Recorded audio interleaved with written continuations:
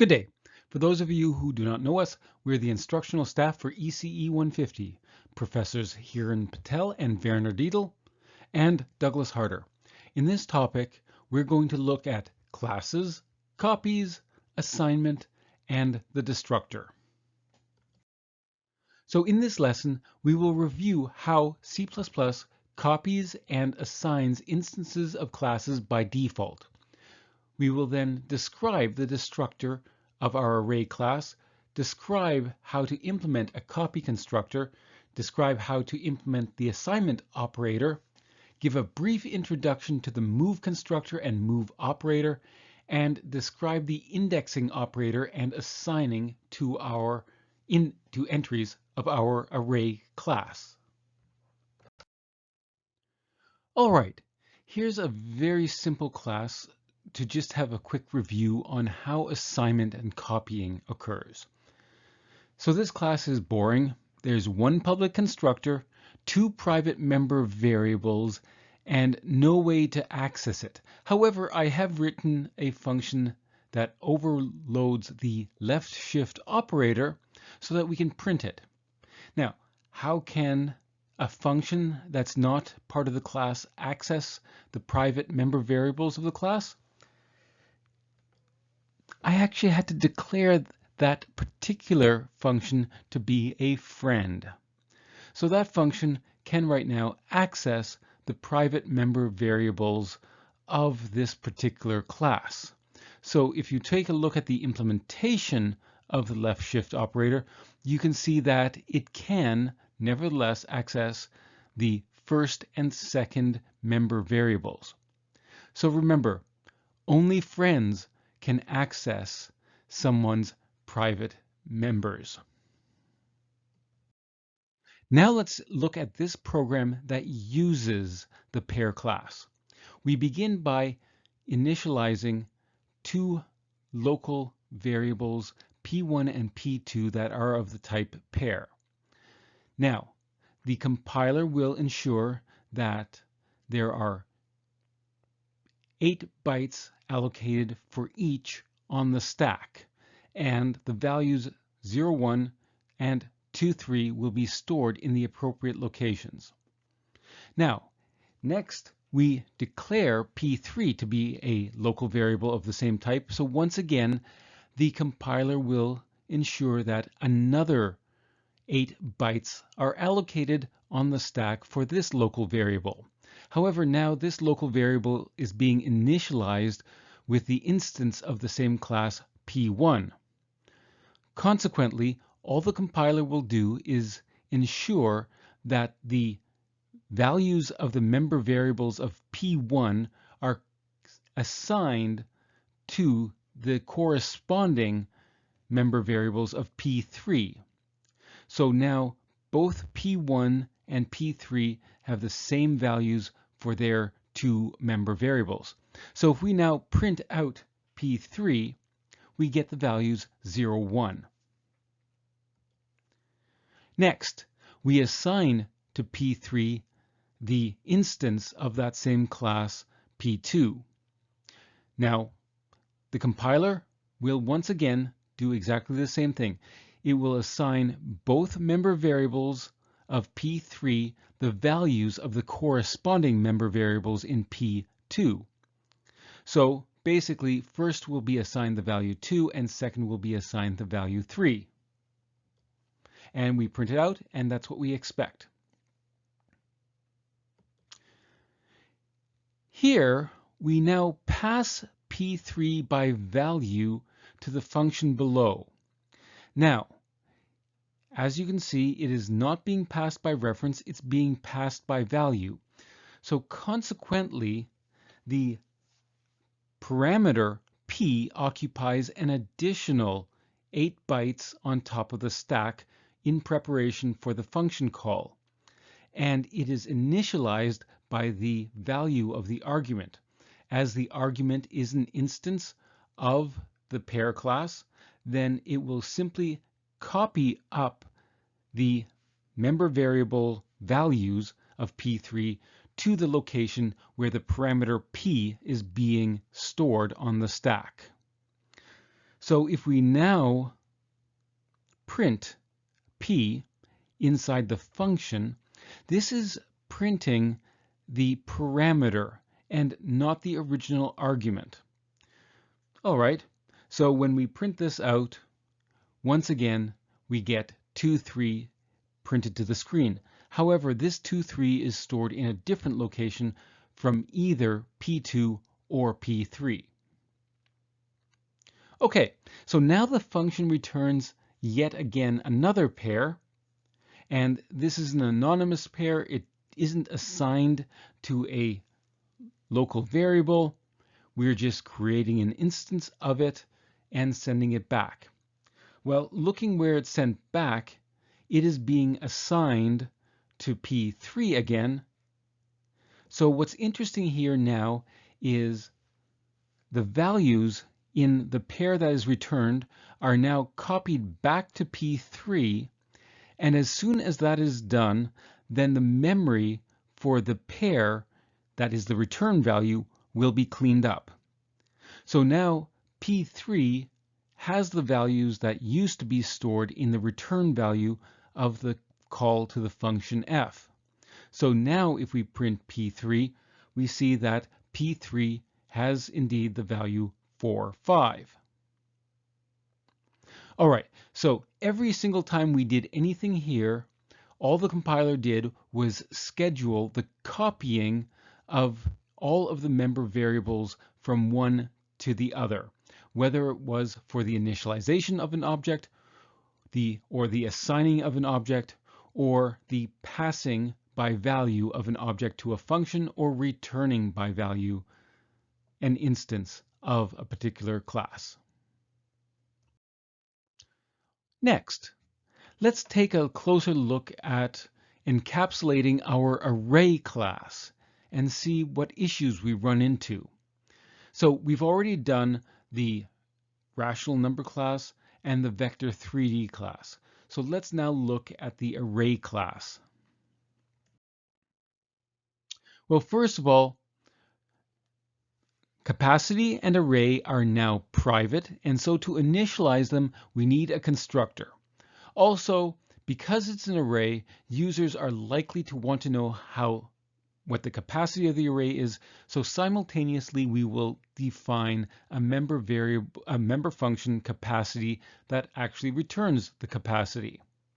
Now, you can see in the constructor I've declared the name of the parameter to be new capacity. Implementing the constructor is reasonably straightforward. Once again, we list the member variables in the same order that they appear in the class, and we give them an initial value. So notice that we initialize capacity with the value new capacity, that is the parameter value. The next one's interesting.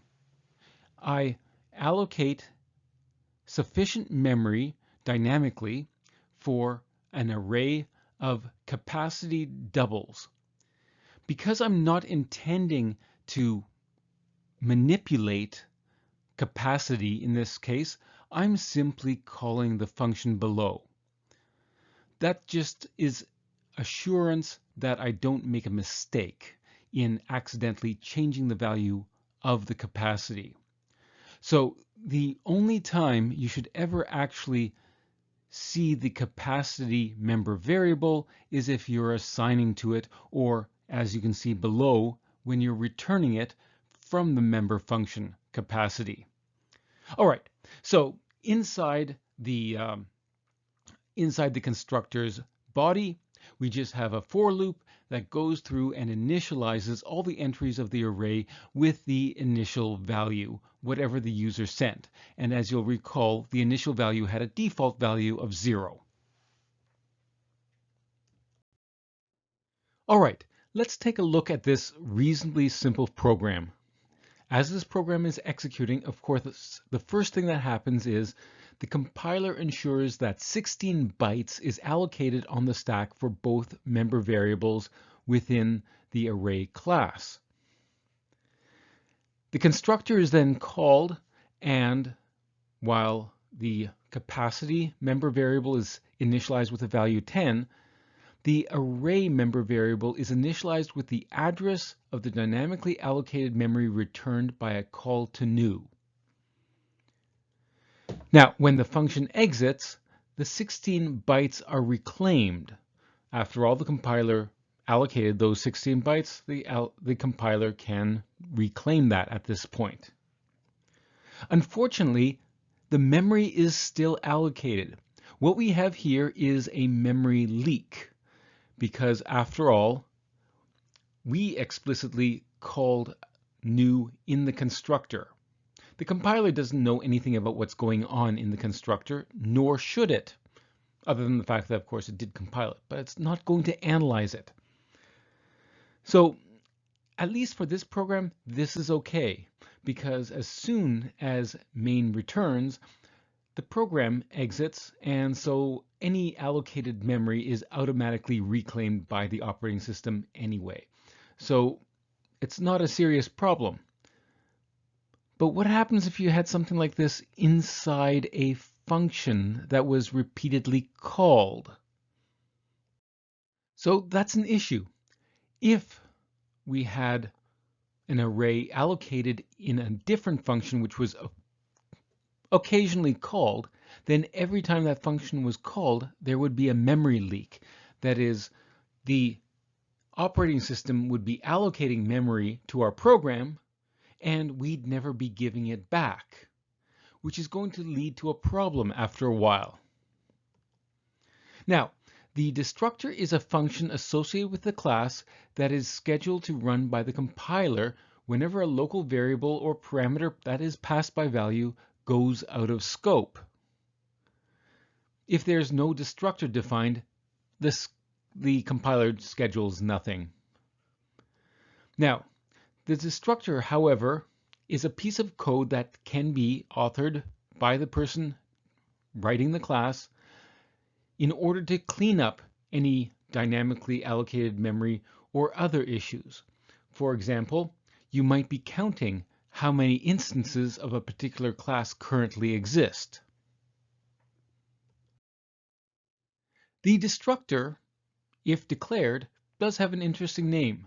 It's the name of the class, but the name of the class is prefixed with a tilde. Now, why is that? Well, recall that the tilde is the bitwise unary complement operator. That is, the destructor is not the constructor. Sort of a play, isn't it? Now, there's only ever one destructor, and it takes no arguments, ever. And the other point is it is never explicitly called like a member function. A call to the destructor only occurs when the compiler schedules such a call. Now, our implementation of the destructor will be more or less the same as what our previous cleanup function did when the member variables were public. The first thing it will do is it will call delete on the array. This will send that memory address back to the operating system, which will then flag that memory as being no longer allocated to this running task. Then I will set the capacity to 0 and the array to null pointer. Now, the nice thing here is we're guaranteed that the array has been initialized with a valid address, because the only way to create an array is by having called the constructor. Also note that I am assigning the member variables in the same order in which they appear in the class declaration. This isn't necessary, but it makes it easier for someone else reading the code, as they always see the two member variables assigned in the same order. Consequently, in our example that we just discussed, as soon as the compiler determines that the local variable data has gone out of scope, it will then schedule a call to the destructor prior to that memory being reused. All right, now let's copy an array. So here, data is a local variable of a type array, and it's initialized with a capacity 13. So capacity is 13, and the array member variable has been initialized with whatever address was returned by the operating system for that much required memory. Next, we declare copy to be a local variable of type array, but we initialize it with data. All right, so now if you were to print out both the capacity of data and copy, both would be 13, because all that happened is the member variables values were copied over from data to the copy. Now, this is ideal for our previous classes, such as the rational number class and the vector class. Unfortunately, it doesn't work very well with dynamically allocated memory. If we try to run the above program, at least on Linux, the error message is aborted, core dumped. What went wrong here? All right, so what did go wrong here? Well, the problem is when both data and copy went out of scope, the compiler scheduled a call to the destructor for each of them. But remember that by default, the address stored in array was simply copied over. So now both of those local variables are storing the same address. All right, so what happens when the destructor is called? Well, I'm not sure which one. The compiler will schedule one of those two objects to be destroyed first. And when the destructor is called on that object, let's say it's data, then the destructor calls delete on that address. And the operating system says, okay, you don't need this memory anymore. However, the other object is also being scheduled for destruction, and when the destructor is called, that destructor will also try to delete that memory. The operating system does not like such shenanigans. You have already told me you don't need this memory. What are you doing telling me you don't need it again? This is unacceptable behavior. Consequently, the operating system aborted the execution of this program. How about the following program? Here we have two member variables initialized, data and more data. Then we assign to more data the value of the local variable data. Well, if we now print out the capacity of both data and more data, both of them are 13. Well, once again, if you assign one instance of a class the value of another, the default behavior is simply to copy over all the member variables. Again, this is ideal behavior as per the previous class. Unfortunately, this too does not work with dynamic memory. If we run this program, at least on Linux, the error message is aborted. So what went wrong here? Well, actually there's two mistakes. First of all, during the assignment, both member variables of more data were overwritten. This is a memory leak because we have now lost the one variable storing the address of the array of capacity 17 that we dynamically allocated in the constructor. Not only that, once the function exits, the compiler schedules a call to the destructor for both data and more data, and consequently we have the same problem we had before. We are deallocating the same address twice. All right, so what we need is some mechanism to tell the compiler to either prevent the user from either copying or assigning our array, which incidentally means also not passing that array by value to a function. Alternatively, we need a mechanism that allows the author of the program or the class to describe how a particular class should be copied or assigned. Fortunately, C++ allows the author of the class to do both, and it's done through a number of functions that are associated with the class. First, there are copy and move constructors. In this class, we will focus entirely on the copy constructor, and this is a constructor like the previous constructor we've already described, but this one is called when a new instance of a particular class is declared and it is being initialized with an already existing instance of that class. There's also the assignment operator and the move operator, and again, we will focus entirely on the assignment operator.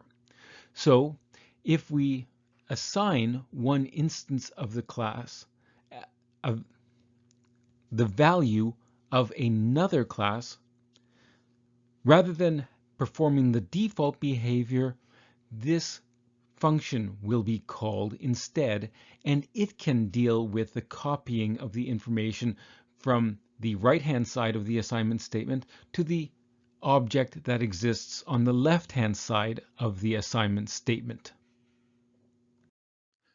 For example, let's take a look at the execution of this program, assuming that we have implemented both the copy constructor and the assignment operator.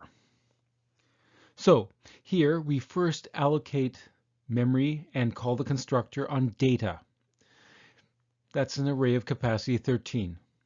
Now, when we declare copy to be an array and pass data as the value to initialize it, this is now going to call the copy constructor. And so now we can describe how a copy of data is made to initialize the local variable copy. All right, next we create an answer. That's again another local variable, and it will be an array of capacity 42.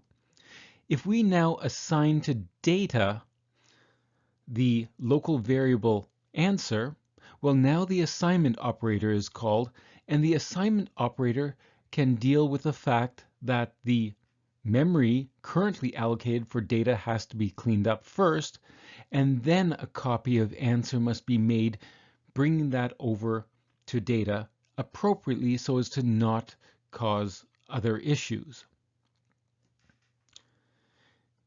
All right, let's take a look at this. Here we are declaring result to be an instance of the array class, and we are initializing it with whatever is returned by a call to make array. Now, make array is up here, and it declares a local variable that has a capacity equal to the value of the parameter. It then returns that local array. Now, that array is a local variable to the function. So now the compiler has to be careful, but don't worry, the compiler gets this right all the time, so not an issue. It is going to return it will return local array, but it cannot call the destructor on that local variable until its value is copied to result. And its value will be copied to result via the copy constructor. So after local array is returned, the copy constructor will be called first, copying the result to the local variable result, and only then will the destructor be called on local array. So we have a call to the copy constructor there.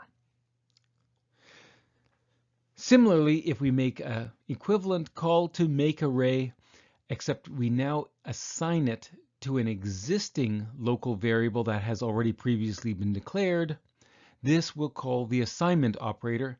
And again, the assignment operator will be called before the destructor is called on the local variable local array. Once a copy is made, the local variable in the function will have the destructor called on it.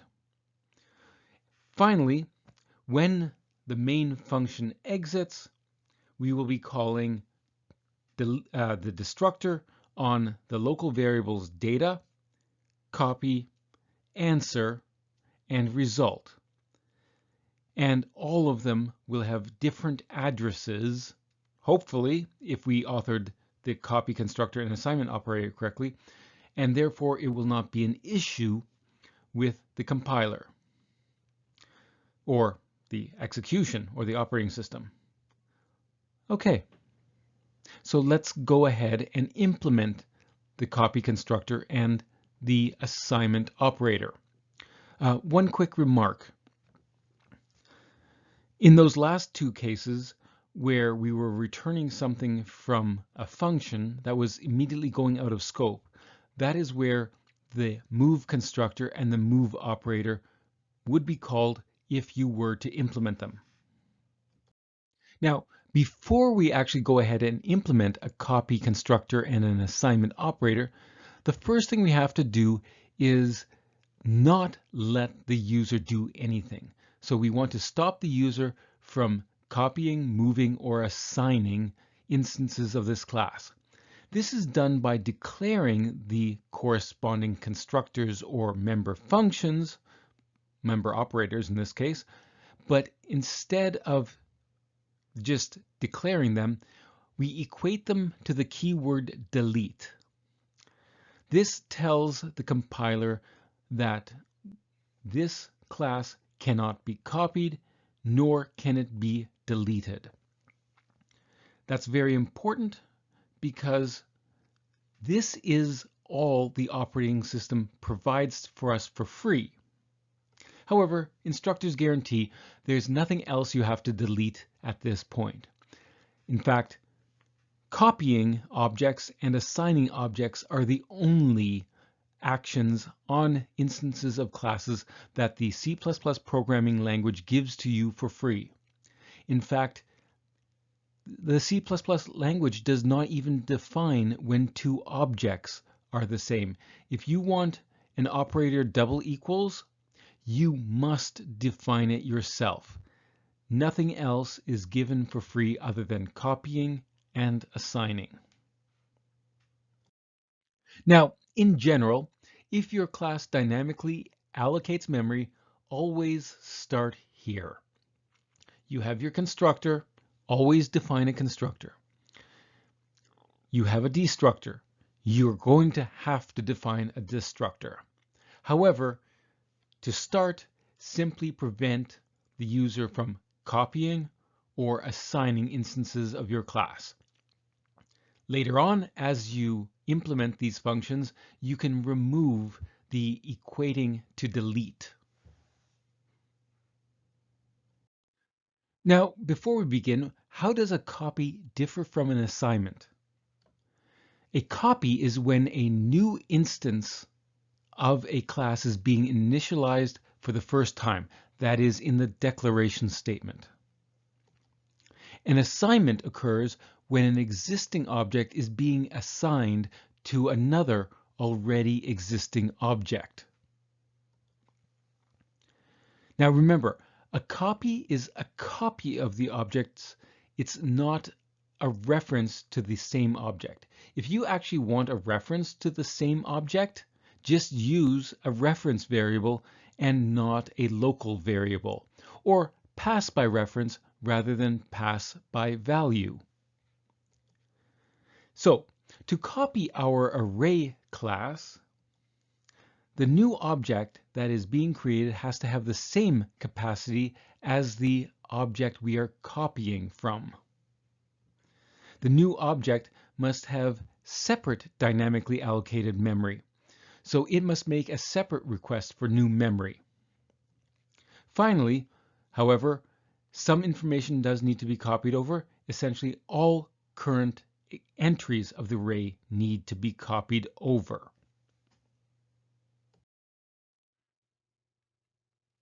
So to start the copying process, we're going to update the class definition to allow a copy to occur.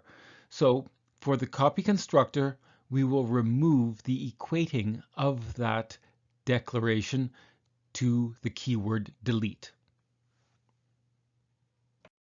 All right, so like the regular constructor, we must first begin by initializing all member variables. So once again, we initialize the member variables in the order in which they appear in the class definition. So capacity comes first, and by the way, you'll note that I call the parameter original. That is the original of which we are making a copy. So capacity is initialized with the capacity value of the original. Next, however, we assign array the value returned by a call to new, so we're allocating a new array of the newly assigned capacity. Now, because capacity was assigned first, it already has the capacity of the original array assigned to it. So when we call the capacity member function, it will return the correct capacity. Now here we have a for loop in the body of the constructor, and that for loop simply copies over all the entries from the original array to the newly constructed array. And again, note that array is being passed by reference, and so we can just access the member variable using the dot operator. Now, something that a lot of new students get wrong here is they think, oh, wait a second, we cannot access any private member variables of anything other than the current instance. That's not correct.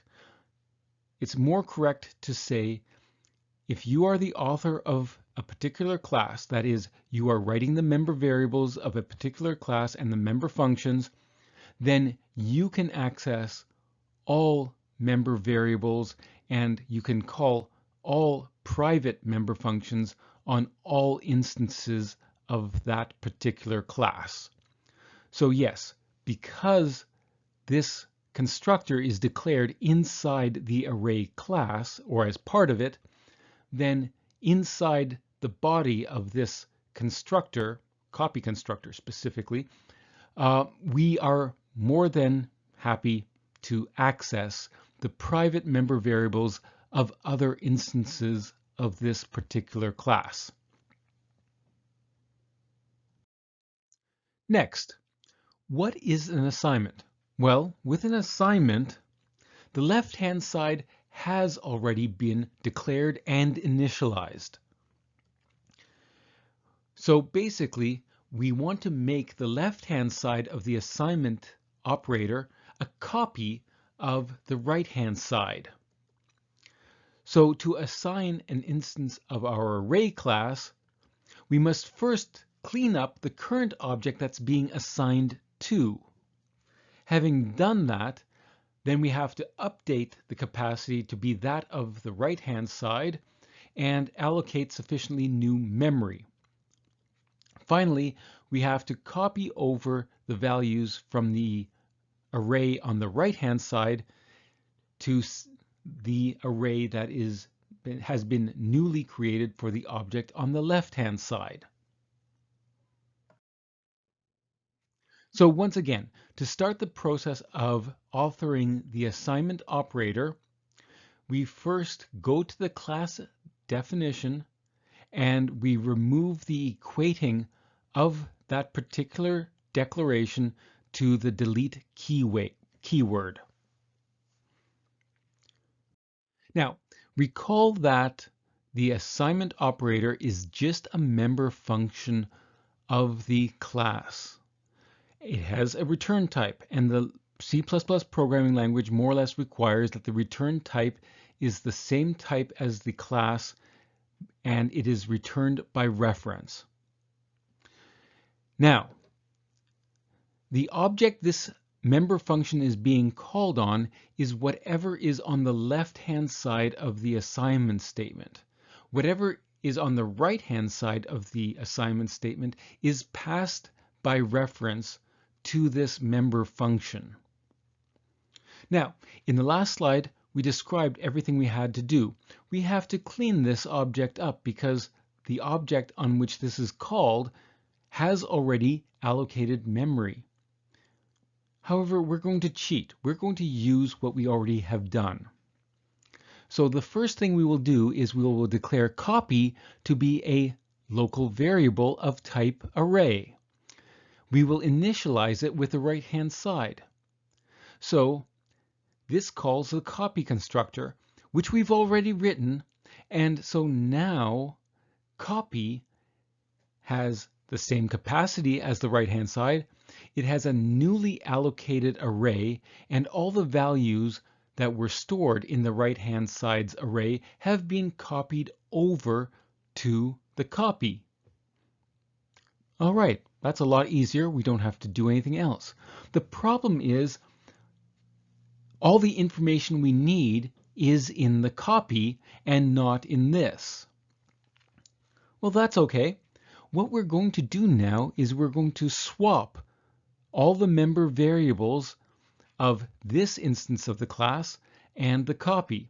So whatever the current capacity is, that value is swapped with the copy.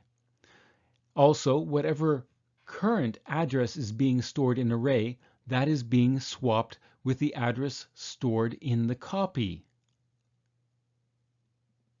Now, what's really cool is the current instance of this prior to the assignment, prior to the swapping, is all those member variables now appear in copy. And copy is a local variable. And so as soon as copy goes out of scope, the compiler is going to schedule a call to the destructor. So that's going to clean up the memory for us. The only issue is what to return, because after all, we have to return the left-hand side. But that's this object. How do we refer to this object? So every time you call a constructor, copy constructor, a member function, or member operator, or the destructor, the keyword is assigned the address of the object on which the particular function in question is being called. Here's an example, a very simple example. This is a class about me. It has one public member function, and that member function will simply print this to the screen. So consider this program. This program has 3 instances of the me class. And in each case, we are going to print the address of the local variable, and then we will call the about function. And inside the about function, we just print the value of the keyword this. So here we print the address of yesme, and when we call about, we note that it prints the same address. Me, we print its address, and then we call about, and yes, they are the same. Finally, me too. Again, we print its address, and we call about, and both print the same value. So that demonstrates what this is. You will never actually have to deal with the actual address per se as we are printing here. We are only going to be perhaps storing that address. Or, as we are in this case, we're going to dereference that address. So recall that if a pointer variable is storing an address, then star that pointer variable is the value of that object that is at that address. Well, the same thing here.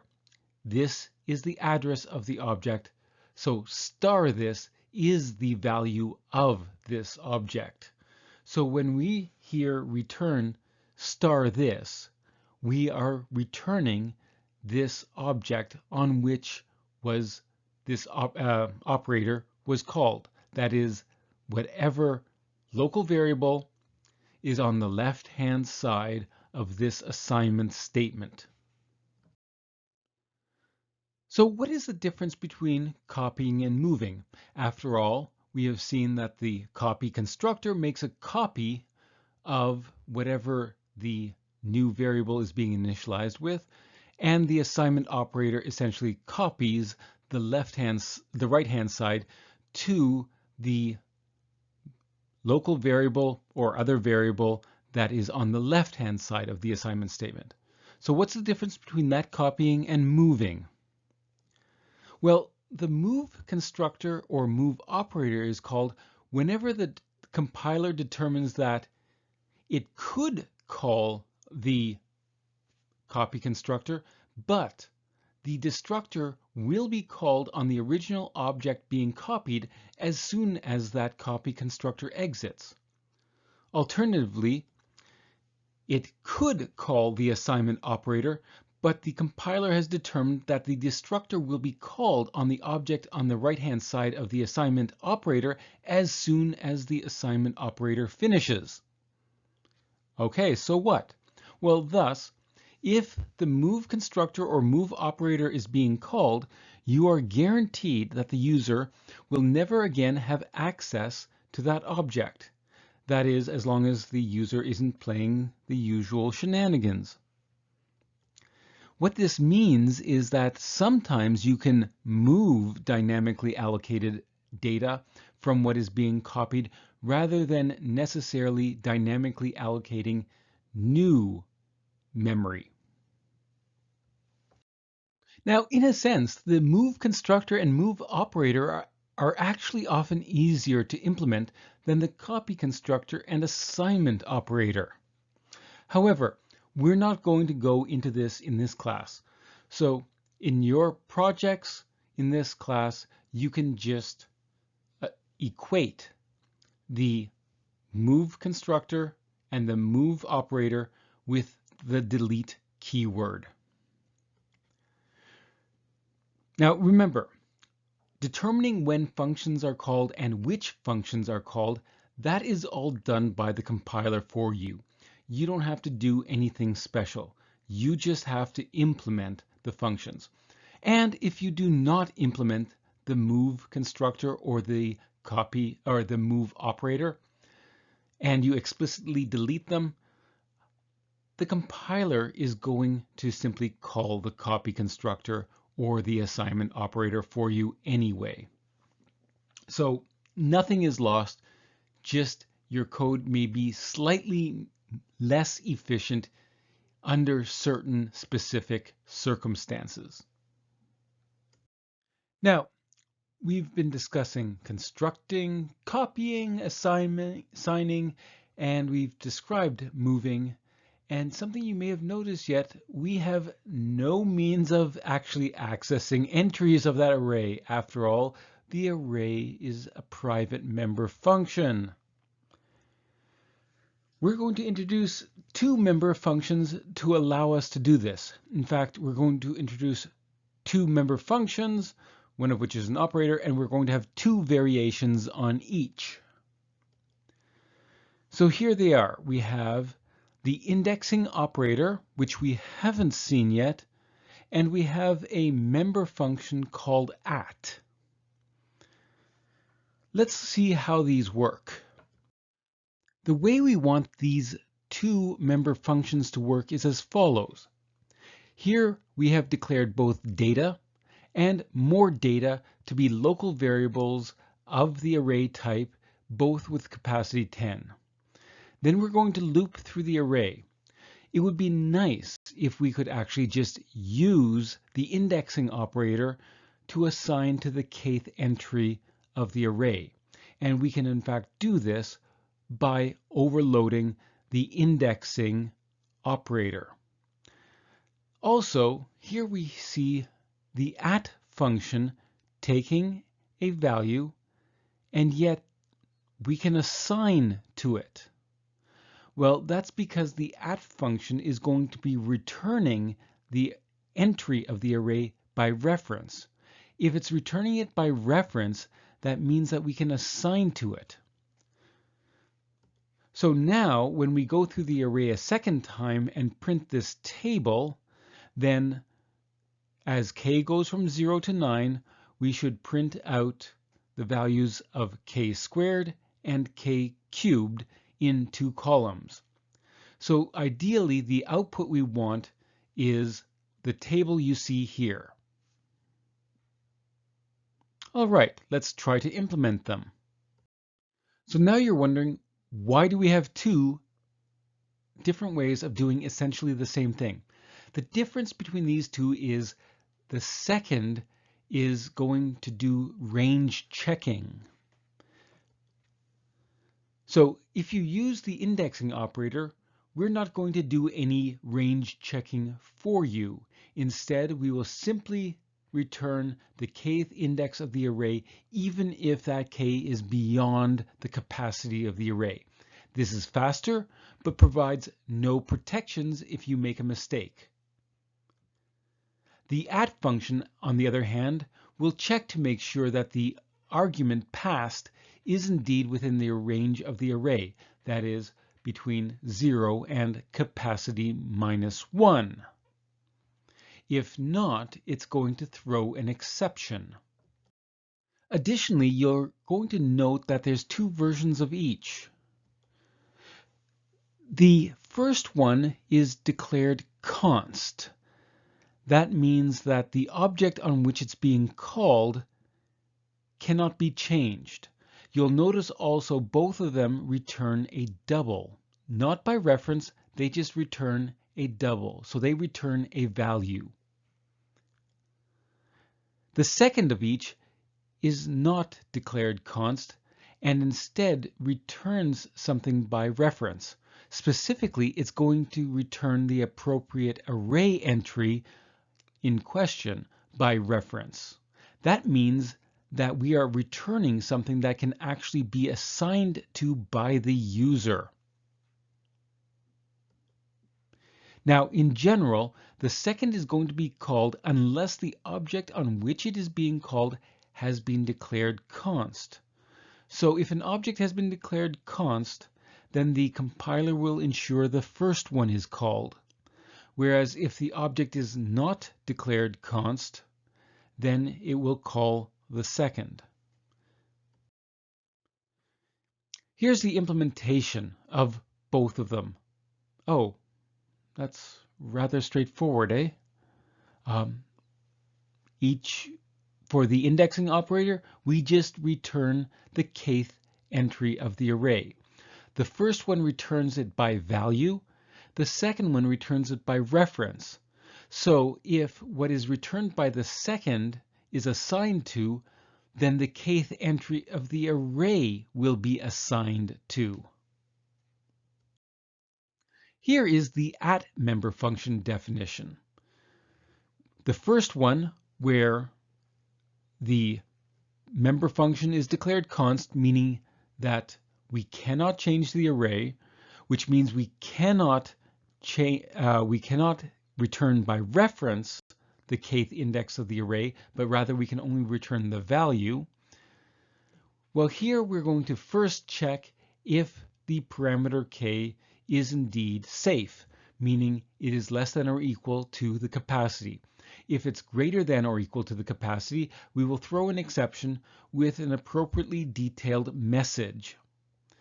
If, however, k is less than the capacity, then we will simply return the kth index of the array, and this is being returned by value.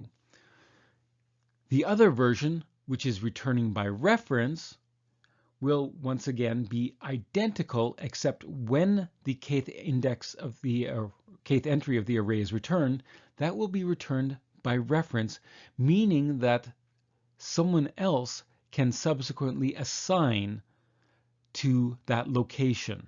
So we can update the array. Of course, the second will not be declared const because we have to be able to change the entries of the array. Now, why did we choose the member function name at? Well, fortunately, there are many classes in the standard template library that use both the indexing operator and the @member function, and both of their behaviors in every single class are identical. Checks the indexing function does not. So hopefully after this class, once you go into industry, you actually may be more comfortable with the standard template library than you may initially expect. Now, something you may want to do at some point is to check what is being assigned to a particular entry in the array. For example, you may want to check to ensure that the value being assigned to an entry of the array is positive for whatever reason. Unfortunately, no such mechanism exists. The entry of the array is being returned by reference. Once it is returned by reference, then the user can assign to it whatever that user wants, as long as it is, of course, the correct type. If you want such a mechanism where you're checking, then you're going to have to declare your own two-parameter assign member function. Something like this. Here, assign takes an index, but it also takes a value. If k is greater than or equal to the capacity, we throw an out of range error. If the value satisfies some condition, then we assign to the kth entry of the array the value that was passed. Otherwise, we throw an invalid argument exception. This would work, and you'd be welcome to implement something like this. Following this topic, you now have a good understanding of how C++ copies and assigns objects by default. You also understand the destructor and its purpose. You know how to prevent the compiler from making copies or assignments of your class by equating specific member functions or copy constructors to delete, but you also have an understanding of how to implement a copy constructor and how it should work. You also have an understanding of how assignment operators should work. And you are aware that the indexing operator can be made a member operator of a class and implemented as appropriate. Here are the references, the colophon, and a disclaimer. Cheers!